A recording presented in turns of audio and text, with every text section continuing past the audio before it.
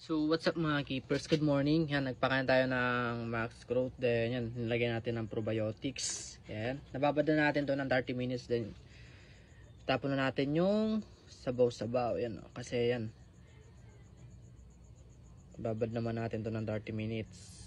Kaya ready to eat na to mga bossing. Then ito pala ang Max Grow na pakain natin. Yan, lagyan natin sa yellow basket yung link kung saan kayo pwede mag-order nito. Meron two types, meron pudding and Max Grow ay spirulina. Yan o. Itong ginamit natin is ang pudding. Kaya yan. Tara. Food trip sa mga isda. Yan o. Ito yung mga male natin. Lahat yan dyan male na PKBM. Then dito naman yung mga female natin na Juby. Ngayon 1 month old na to ngayon.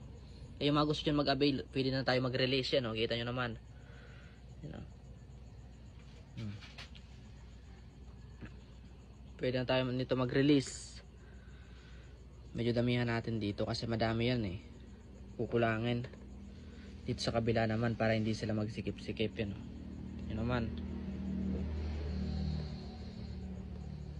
Red eye. Yan. Kahit pellet lang pinapakain natin, high protein pa rin kasi yan. Nalagay tayo ng probiotics. Kahit gel food lang, diba? Kaya yan, ang lalaki diba? 1 month old, ganyan kalaki.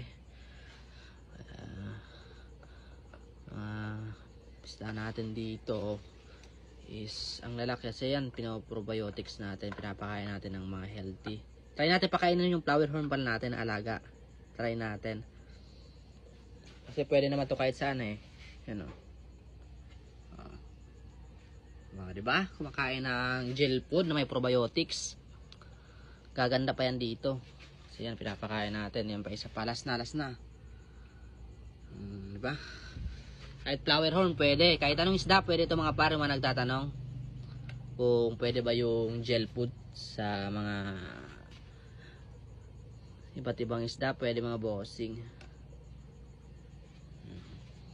Gapi. Meron din yan ang gapi natin. No? Konti na lang. Sinop kasi nung kaibigan natin yung flower horn niya. Sinop ng gapi kahapon. Kaya may flower horn tayo dito. Dito tayo sa mga fry. Food drip. Naka-food drip na naman yung mga isda natin ngayon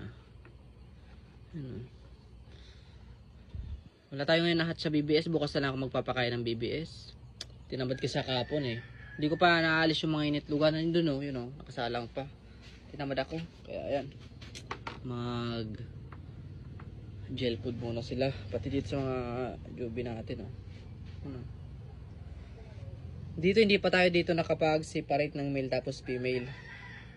Wala pa kasi mapaglalagyan eh. Medyo madami na ditong female natin kaya baka mag-crowded na. Kaya goods na yan dyan para sa kanila. Kaya yan. Hanggang dito na lang guys yung ating video. Kahit isang bagsak muna. Kamalman. Then kung nakaabot kayo sa video na to, don't forget like and share. Then follow sa ating Facebook. Thank you guys.